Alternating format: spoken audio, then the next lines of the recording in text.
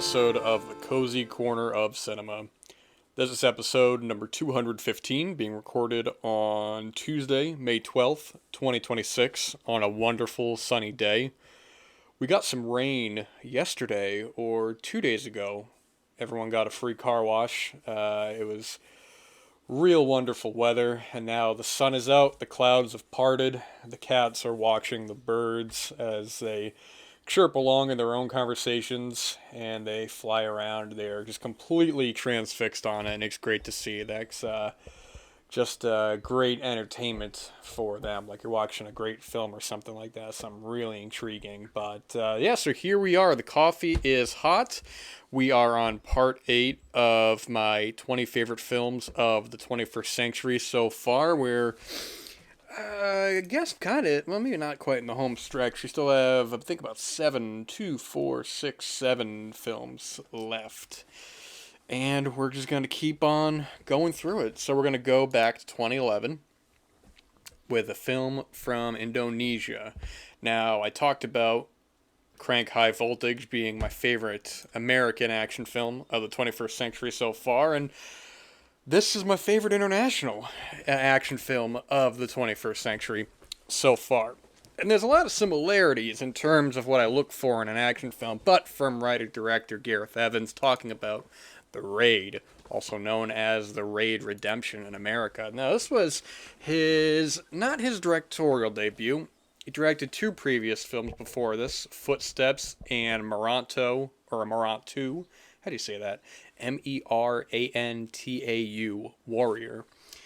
But this is the one that got a lot of festival talk. It's funny, there was a time period where, probably from like 2009 to maybe 2012-ish, where I remember festival films were like really getting a lot of talk. And I mean like these big kind of genre films, a lot of horror films, a lot of action films. Like I remember a lot of the stuff that like Magnet was putting out and IFC, people were talking about these wild, crazy films. And then oftentimes I don't think translated too well to a general audience. I remember something like Your Next got so much buzz at festivals. Everyone was talking about it. The buzz around it was crazy. And then it came out, and I don't think it did too well. I saw it in theaters, and I've always thought it was okay. I've never been quite in love with it, but it's it's an enjoyable film. But it's also, you're in a hyper environment. You're seeing a film first. So there is that general excitement, and I think being a bit easier. That's why I'm always now very weary. I really don't listen to any kind of festival buzz of anything. I just wait for the film to come out. So if something's getting good reviews or not so good reviews at a festival, well, actually, if anything it was getting more kind of good reactions, is when I'm a little more cautious because, if it's really bad, then people who are just excited to see something early or excited to be in that crowd, if it didn't win them over, then that's a real kind of worrying sign. But then you just see the film for yourself and you see whether or not the hype was warranted or not. But The Raid was getting a lot of talk.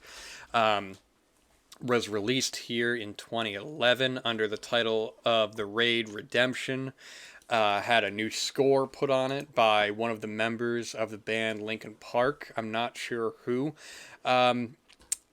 Actually, I think this was 2011, but this may have actually had a release here in 2012, because when this came out, there were a lot of comparisons to the Judge Dredd film of the time, just called Dredd in 2012. They follow kind of a similar plot, same kind of location, and that happens every now and then. Sometimes these films just kind of come out really close to one another, and they get compared to each other, like Observe and Report and Paul Blart, or White House Down and Olympus Has Fallen. And this is one that, where people are talking about at the same time. But The Raid is, I keep kind of talking about everything but the film. But yeah, The Raid, written and directed by Gareth Evans. We follow a SWAT team who are tasked with infiltrating this giant apartment complex. At the top, there is a drug lord. There is a mobster who is controlling all these people in the building. A lot of them live there. A lot of them are cooking drugs there. It's just a really dangerous environment. Anyways, once they get in there, At first things are going pretty well. They're getting in, getting out. They're trying to be very quiet about it too. They're not trying to cause a big ruckus. So early on, there's a lot of the great sequences or a lot of the great moments when they're going in people's apartments, and they have to be very quick. They have to be like very matter of fact with them. Taking them into custody and getting them out of the way. But of course, something goes awry, and from there it becomes not only a race to the top, but an escape from the apartment. And I remember with Dread as well, it was Carl Urban's character in that film was going into this futuristic apartment complex to stop this drug lord at the top. And it's both films are good.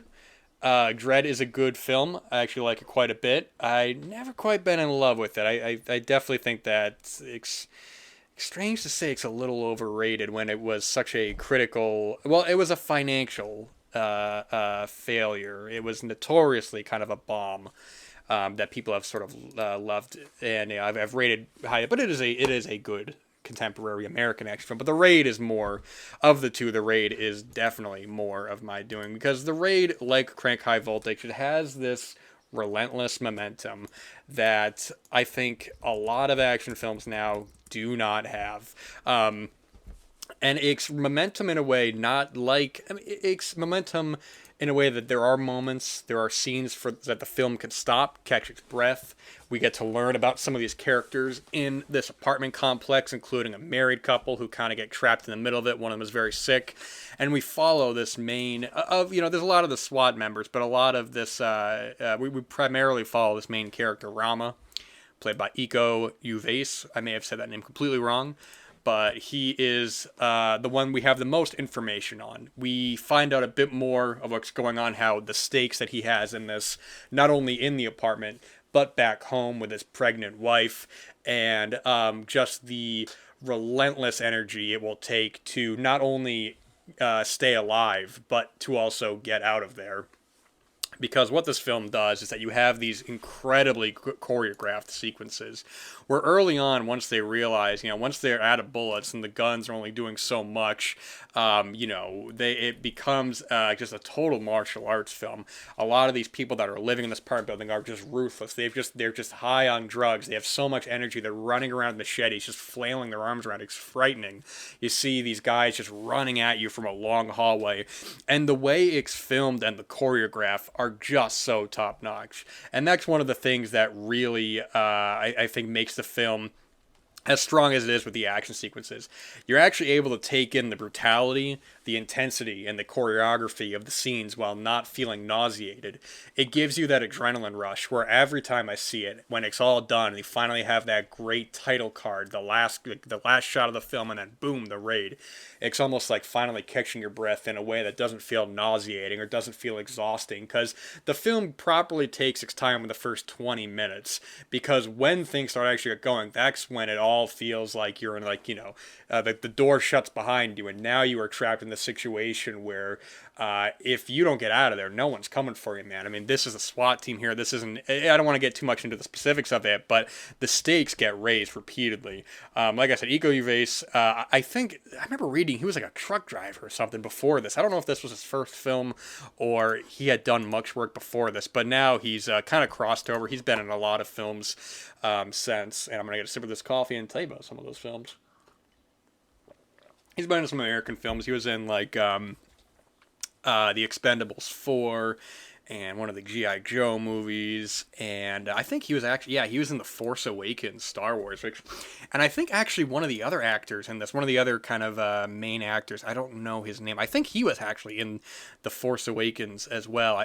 From what I can remember, it's oh my gosh, I don't want to butcher this name, but Yayan Ruyan.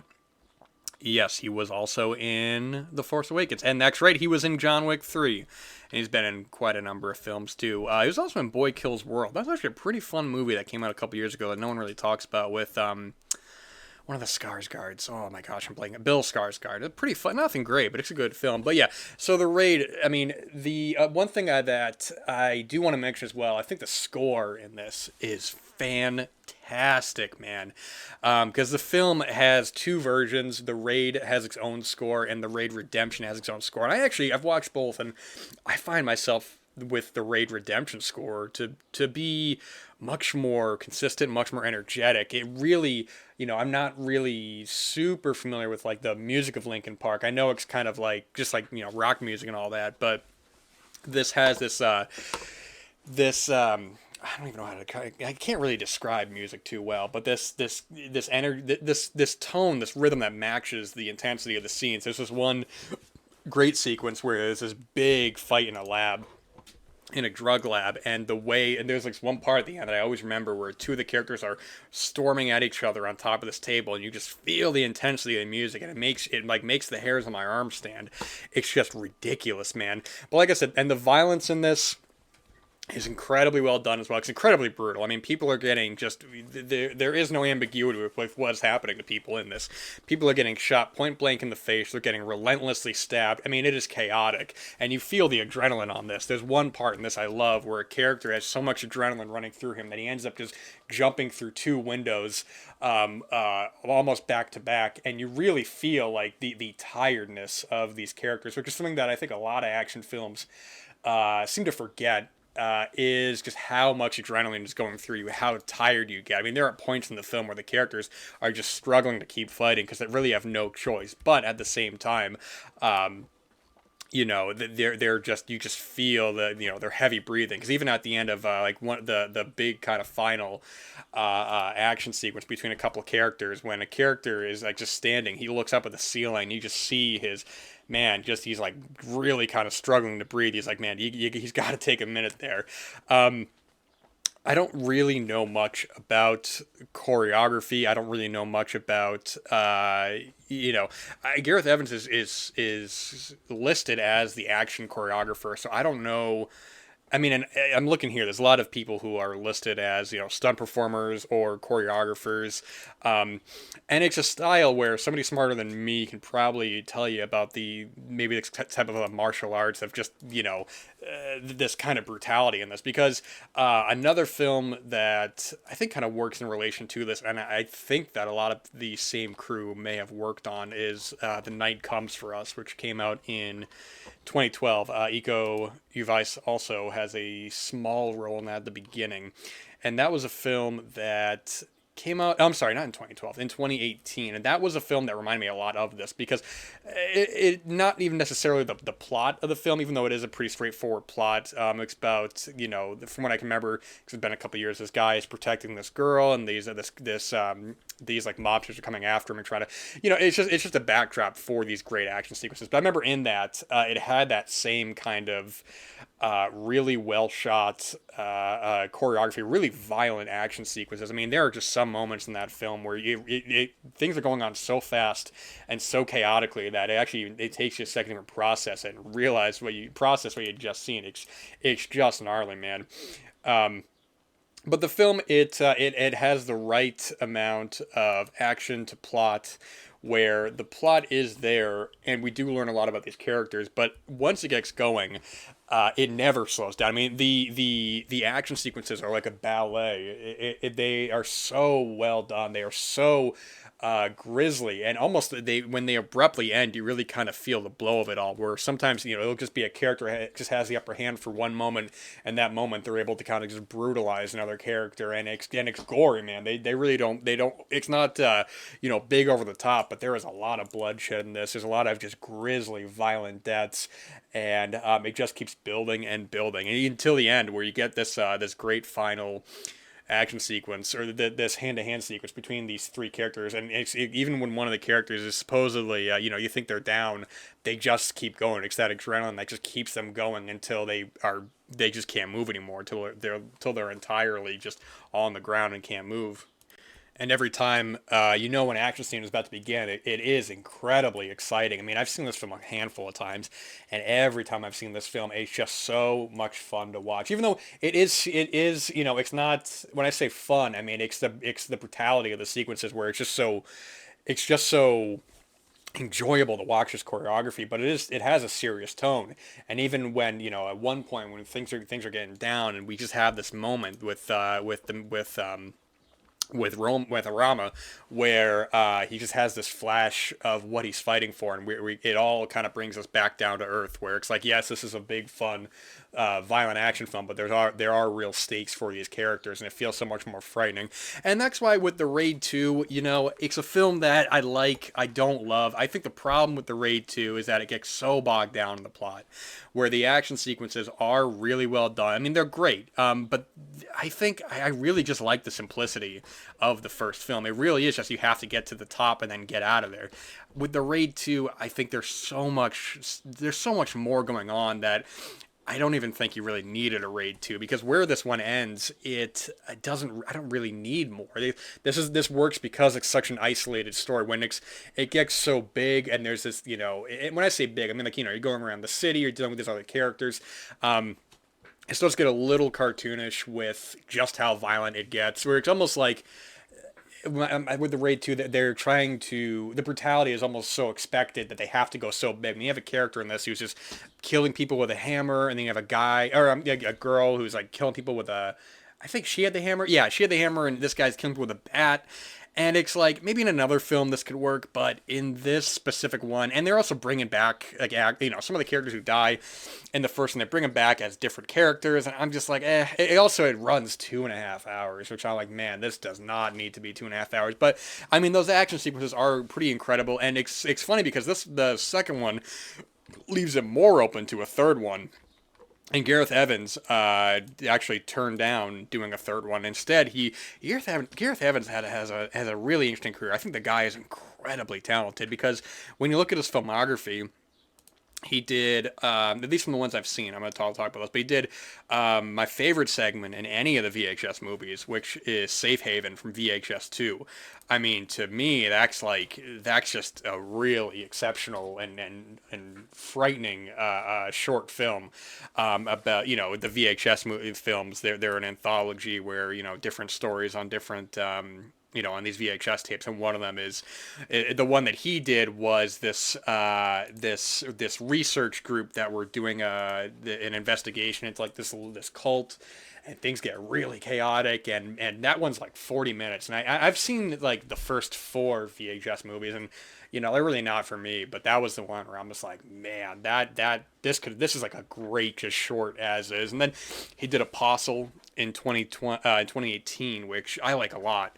It was that was what he did instead of the Raid 3, because the Raid 2 was 2014. He also did a film in between, a short film called Previs, or Pre-V Action, I don't know, but Apostle I remember liking quite a bit. I remember he saw it once. Then directed the film last year, Havoc, with Tom Hardy, which is also very fun. That there's just like one, like the second half of that movie is just so insane. I don't think Havoc is great. I do think it is a lot of fun though. But there's just one scene in Havoc that I always remember where it is just so chaotic, and there's so many people being killed. It makes me laugh. It is so over the top and so violent, and it is so extreme of just how much carnage is happening that you have to, I mean, like, why was that not in theaters, man? But anyways, I think Gareth Evans is very, very talented, and I really think that,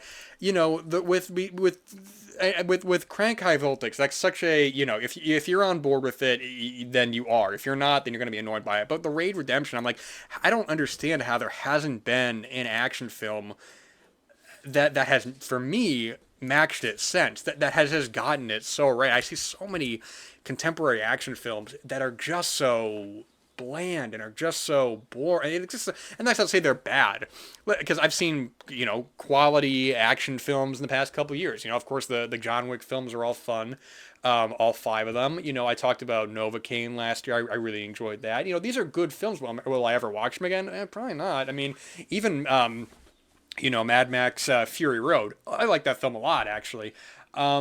but I don't know. It doesn't give me that same kind of rush that something like this does, where I watch it and I am just so in awe of the filmmaking, of the performers in the movie, of just how frightening it is, of just how abrupt the violence can be, and how it's just so exciting. And I think that's the key word there, is exciting.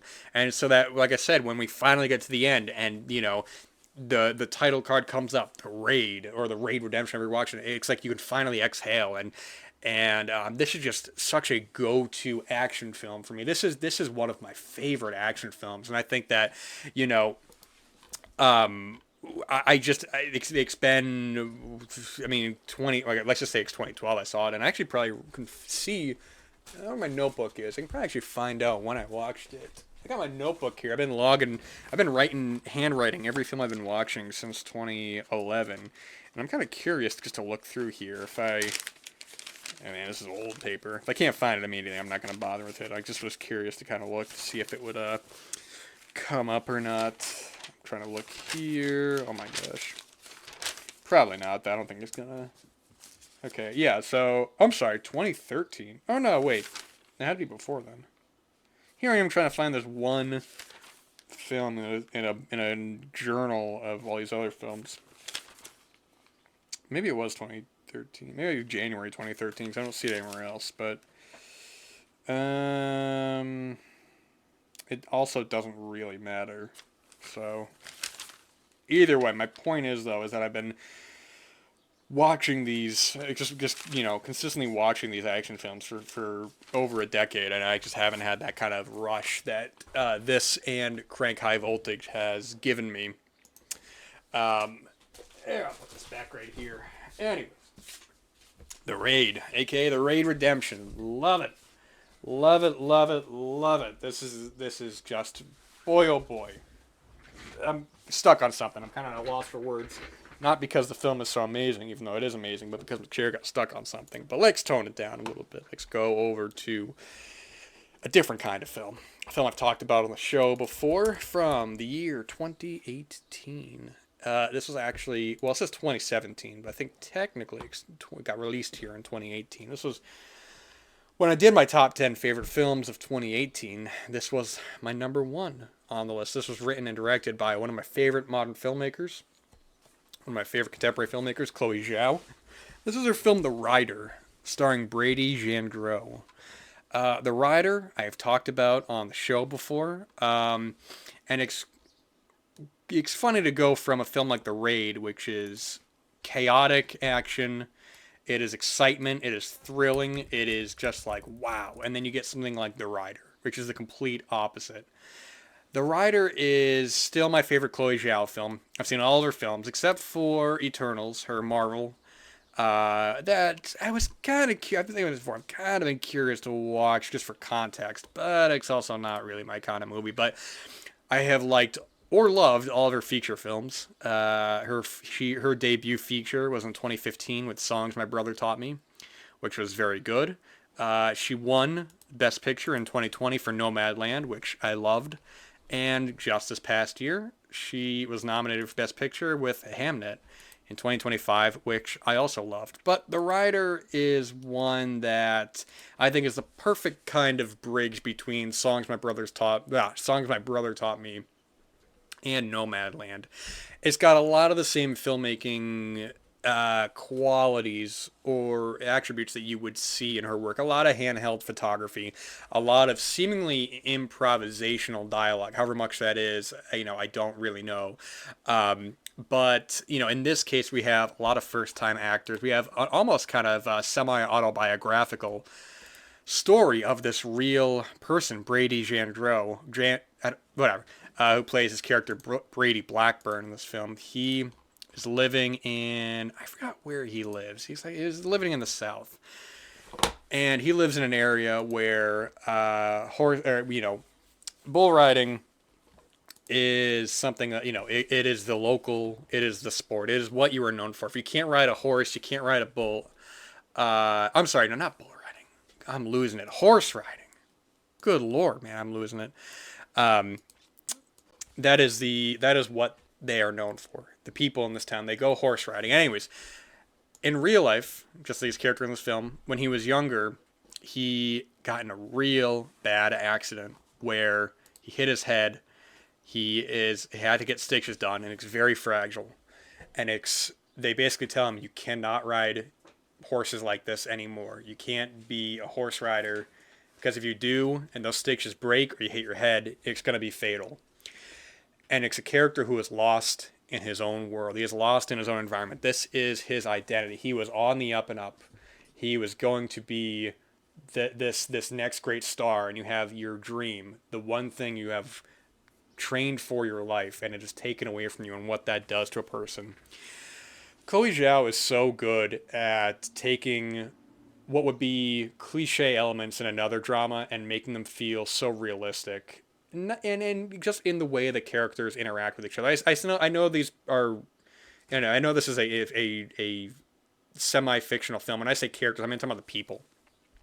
But just the interactions between Brady and his father, played by his real father, Tim Jandreau, plays character Wayne. The way he feels lost with him, how Wayne wants him. He doesn't. He almost kind of doesn't even want to accept that this is happening, but he also doesn't want to get. He doesn't want him to get hurt because he knows the risks of it. He knows how much Brady has put into it, but he also realizes that if he goes out there again, that this is going to be it. That's going to be the end. And it's Brady not being able to accept that, or Brady having to come to terms with that. He also has his younger sister, played by his real younger sister, Lily Jandreau, and she. I think she's a little slow or has it looks like it seems like autism or something like that. So part of him wants to go out there and do it, but he also wants to be a good brother. He wants to take care of her early on. There's a great part where one of the guys is kind of joking around with her and is being maybe taking a little bit too far, and he's really defensive of her, and he really cares for her, as he would. He's a very interesting character. The way he talks with his friends. They're all into horse riding, and there's a scene where he's like has to regrettably kind of give some of his stuff away to a different up and comer, and one of the frightening scenes when he really wants to wrestle with him. He really wants to kind of push him, and really can't come to terms with the fact that there has to be something else. Because we see his interaction with another character, this character Lane, I think it was Lane, who had a really bad accident, and he's basically brain damaged. And those scenes are just so touching because, again, it's not melodramatic. In any other film, I just imagine the big swelling music and the big teary sequence where I'm gonna go and I'm gonna live for you, Lane, and it's not that at all. Sometimes there's just one of these moments where Brady is just playing with Lane, who's around the same age, I think a little bit older, and he's riding the horse. And Lane kind of has that realization where he's nonverbal, can't speak, but he has that realization that this is just pretend, and that dream's behind him too. And Brady sees what could happen to him. Brady sees just the risk, but the rush in it. He sees what his life could become with this other character, and feeling kind of lost with that, lost in where is life going to next? What am I meant for after this point? It is this is a film I just find so emotional, and I've talked about before. I think when I was talking about Robot Dreams a while ago, there's films where it doesn't happen too often, but every now and then I will get so taken aback by something emotionally that I almost it is so overwhelming that I can't help but just start instantly welling up and I almost can't even catch my breath. And there's a moment in this where if I explain it to you, it won't register. It won't. Like, I can tell you what it is, and I can kind of explain the context of the scene and of the characters. But I remember sitting in the theater. Actually, I remember exactly where I was sitting too. I remember what theater I saw it. I remember all of that.